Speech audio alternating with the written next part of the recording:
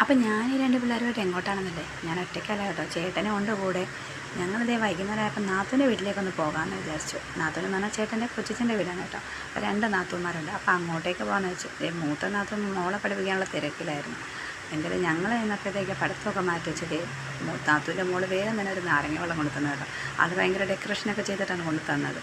അപ്പോൾ ഇത് ഇളയ നാത്തൂനാണെങ്കിൽ അവിടെ കുറേ താമരകൾ വളർത്തുന്നുണ്ടായിരുന്നു. അങ്ങനെ ആമിക്കുട്ടീനെ ലക്കിന് ആ താമരകളൊക്കെ കാണിച്ചുകൊണ്ടിരിക്കുക കേട്ടോ.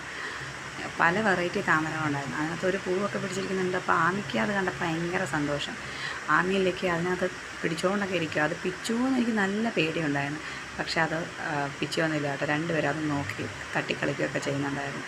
അങ്ങനെ അവിടെ നിന്ന് കുറേ ഫോട്ടോസോ വീഡിയോസും ഒക്കെ എടുത്ത് ഞങ്ങളിതേ വീട്ടിൽ പോകാമെന്നും പറഞ്ഞിറങ്ങി. അങ്ങനെ നാത്തൂൻ്റെ മക്കളൊക്കെ പഠിക്കാനുള്ള തയ്യാറെടുപ്പായപ്പോൾ നമുക്ക് വീട്ടിൽ പോകാമെന്ന് വിചാരിച്ചു. അങ്ങനെ അവരോട് ഇതേ ടാറ്റാ ബബായൊക്കെ പറഞ്ഞ് ഞങ്ങൾ തിരിച്ച് വീട്ടിലേക്ക് പോവുകയാണ്.